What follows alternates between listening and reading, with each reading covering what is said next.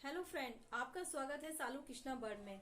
तो मैं आज आपसे बात करूंगी कि आपको धनतेरस में क्या खरीदना चाहिए और क्या नहीं खरीदना चाहिए। लोग बाग क्या होते हैं कि धनतेरस में बहुत कुछ खरीदते हैं।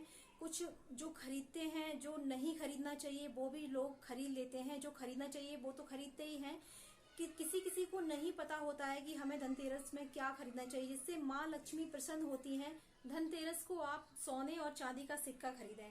अब सोना यहाँ बहुत महंगा चल रहा है।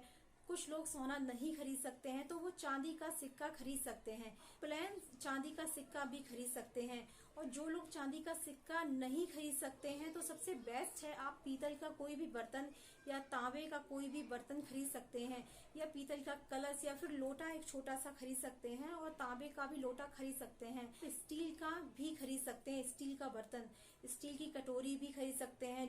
कुछ लोग चम्मच का सेट भी खरीदते हैं, लेकिन खाली चम्मच नहीं खरीदनी चाहिए, चम्मच के साथ कटोरी भी होनी चाहिए। भी बर्तन आप धनतेरस पर खरीदते हैं उस बर्तन में बाहर से कुछ भी मिठाई आप खरीद के उस बर्तन में लाकर तभी अपने घर में अंदर प्रवेश करें तो आपके लिए बहुत ही शुभ माना जाएगा।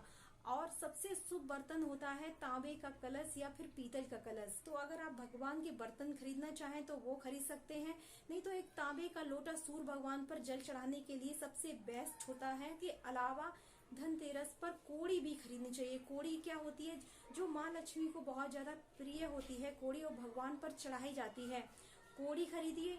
और उसके साथ साथ आप कमल गट्टे का भी बीज जो आता है, कमल गट्टा, उसे भी आप खरीद सकते हैं। या फिर कमल गट्टे की माला खरीदिए जिसमें 108 कमल गट्टे होते हैं।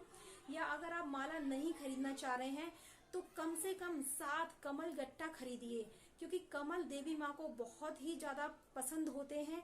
कमल पर देवी माँ विराजमान होती हैं। जब भी आप दीपावली की पूजा करें, गणेश लक्ष्मी की स्थापना करें, तो लक्ष्मी जी के पास आप कमल गट्टा और कोड़ी रख दें। और जब पूरी पूजा हो जाए उसका भी पूजन करें, कमल गट्टे का भी पूजन करें और कोड़ी का भी पूजन करें। उस पर भी सिंदूर, चावल और जल चढ़ाएं, उन पे भोग लगाएं। उसके बाद जब पूजा हो जाए उसके दूसरे दिन कमल गट्टा और कोड़ी को अपने जहां आप पैसे रखते हैं या आपकी जो तिजोरी है जिसमें आप सोना चांदी रखते हैं, वहां आप कमल गट्टा और कोड़ी को रख दें।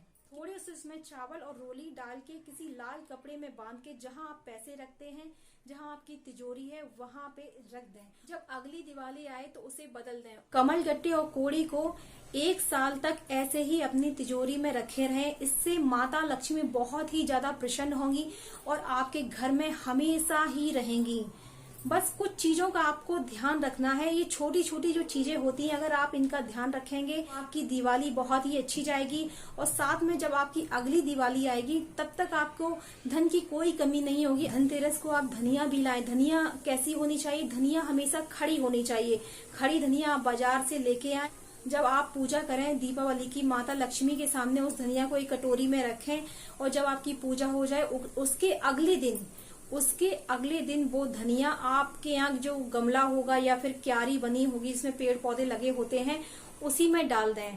अब फिर देखिए, अगर आप पे माता लक्ष्मी प्रसन्न होती हैं तो उसमें धनिया इतनी अच्छी आएगी, निकलेगी, उनके पौधे इतने अच्छे बनेंगे, तो समझ लीजिए आप पे माता लक्ष्मी बहुत ही ज्यादा प्रसन्न है। धनतेरस वाले दिन एक नमक का पैकेट लाएं, उसी नमक का यूज करें। अगर आप इन चीजों का ध्यान रखते हैं तो माता लक्ष्मी आप पर प्रसन्न रहेंगी और हमेशा आपके यहाँ बनी रहेंगी। तो आज का हमारा वीडियो इतना ही था। फिर मिलते हैं हम लोग अगले वीडियो में। तब तक के लिए बाय बाय।